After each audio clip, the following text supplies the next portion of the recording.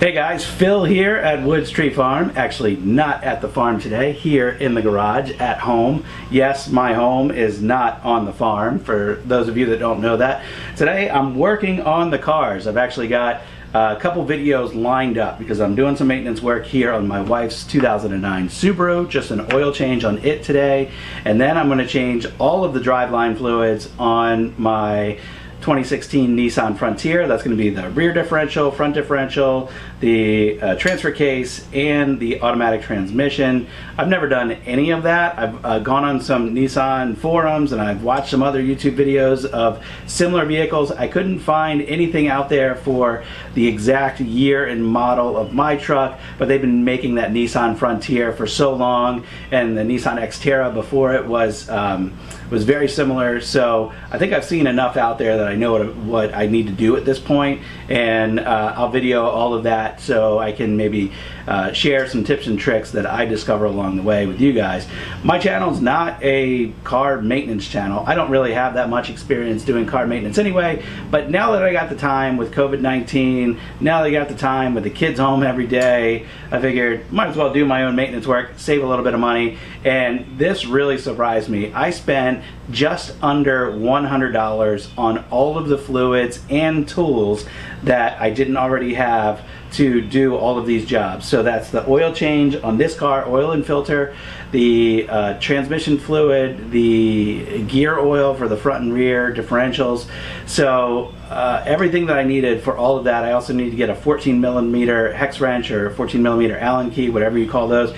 And what else did I get? A fluid pump as well. All of that stuff under $100. With tax, I was just over $100. So all of that work would have easily been $500 or $600 to get all of that work done on these two vehicles at the shop. So I'm saving a big chunk of money, and that I'm proud of.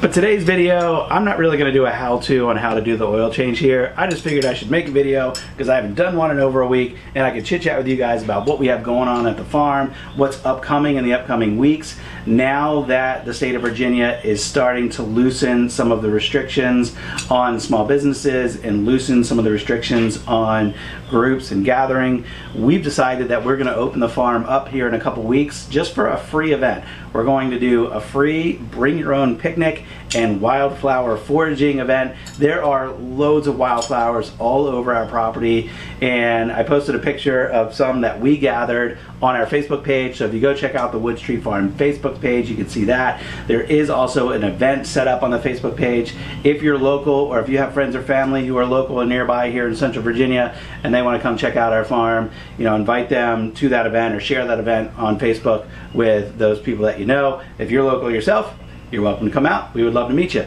So that's one of the big things that's coming up. That's going to be on the weekend of June 13th.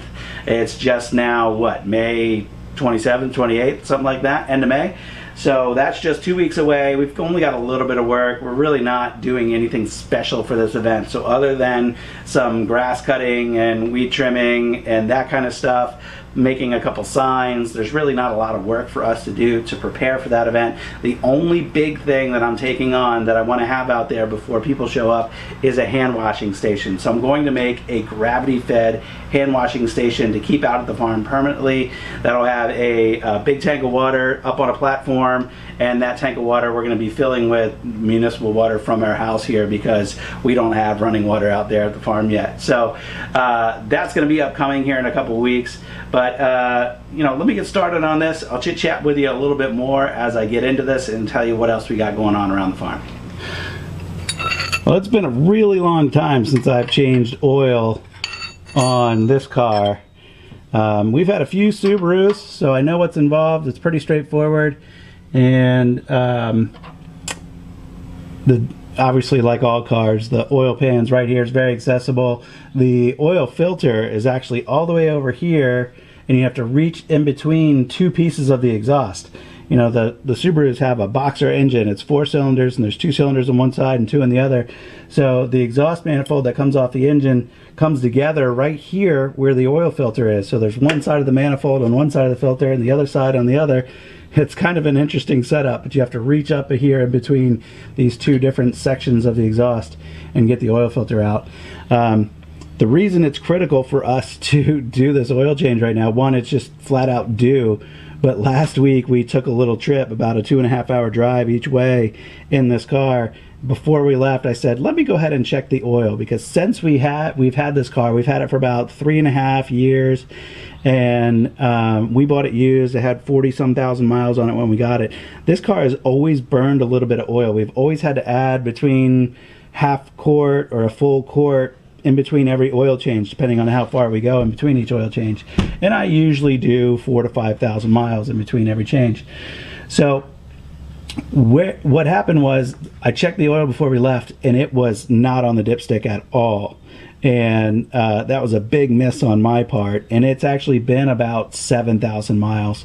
So we're well beyond the normal change interval that we usually do, and you know, we just let it get too far. Now that I'm under here, I'm also seeing that the previous oil change, there's a bunch of oil residue all around the filter. So it either is not tight enough or it was too tight, and it's been leaking oil. There's also some oil here on the bottom of the oil pan, but it must only do it under pressure. It must only do it when the engine's running, because we don't have any drips here in the garage where we park this car routinely. I would have noticed if that was going on. So anyway, the only oil that I had on hand just to throw some oil in here was 15 weight oil for the tractor. So I threw that in there in a pinch, and we ran it, you know, that 500-600 miles that we ran it that weekend, and now I'm going to go ahead and change it.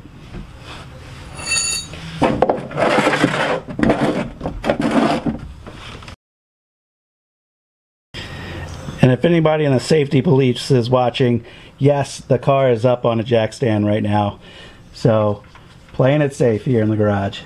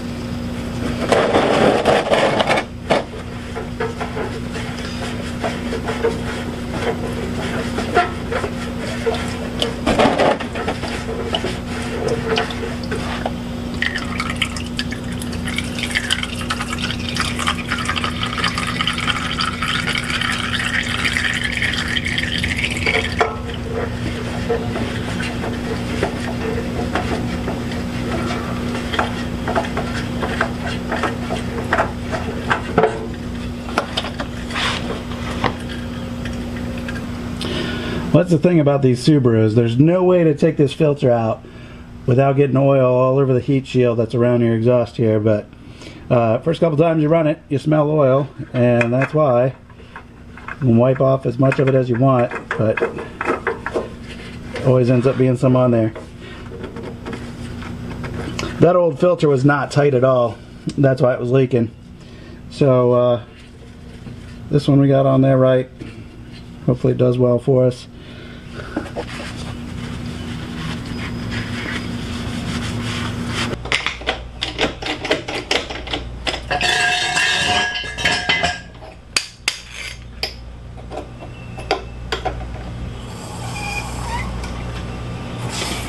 Well, all I need to do now is just add the new oil. Oil changes are the easiest thing in the world. I don't know why I don't always do it, but sometimes it's just easier just to drop it off at a shop someplace and let them do it. But I figured I'd tell you a little bit more about what's going on at the farm. I haven't done any videos within the last maybe 2 weeks or so of us doing work at the farm, but you know, we've been cutting and trimming around the trees just because it's springtime and the grass is growing like crazy.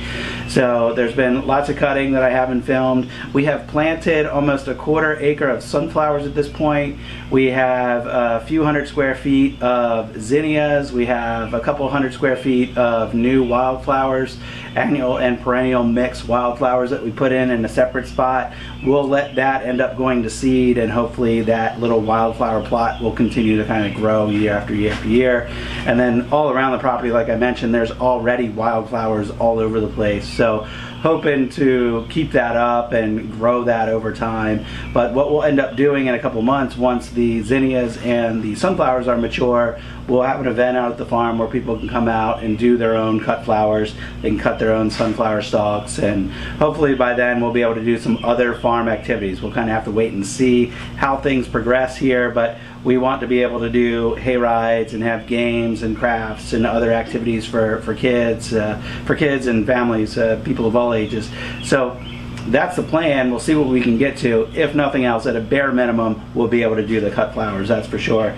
So we'll just have to kind of wait and see. The campsite, which I showed you a video of me starting to work on that several weeks ago now, is now pretty much complete. Just last weekend we gathered up rocks from the creek bed and we made a little fire ring.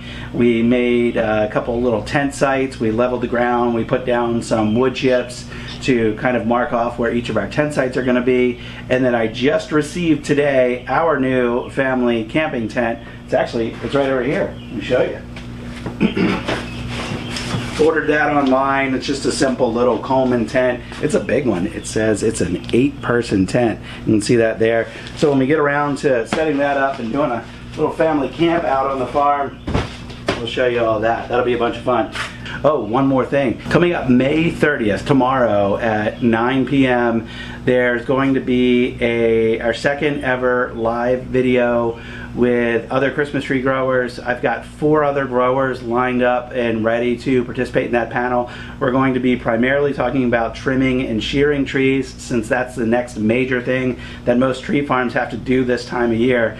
I think most farms, depending on the area of the country, you're doing that from, you know, somewhere between like June, July, August. Some farms go into September, but that is this time of year. That's the big thing for tree farms to do. Our trees are still too small, and I don't really know anything about shearing anyway. So in tomorrow's video, I'll just pretty much be the moderator, and I'm looking forward to seeing and hearing what the other more experienced tree farmers have to say about shearing. So I think that's pretty much it. I'm going to put oil in this now. If you're interested in the car repair videos or the car maintenance videos, like I mentioned, I'm going to have 2 or 3 other videos coming up where I'm doing some stuff on my truck. So I'm looking forward to kind of figuring all that out, because I've never changed any of those fluids that I mentioned at the beginning of the video. So that'll be interesting. That'll be an experience, and hoping that, you know, that helps my truck last longer and run better, maybe get a little better fuel economy, whatever, all those benefits that might come out of doing that kind of work. So thanks for following along today. Thanks for watching. I appreciate you guys. All of my new subscribers out there, thanks a lot. And if you got any questions or comments about what we do out on our 43-acre farm in Central Virginia, just leave those in the comments, and I'll be happy to answer them. That's all for today. Thanks, guys. I'll see you on the next video. Bye-bye.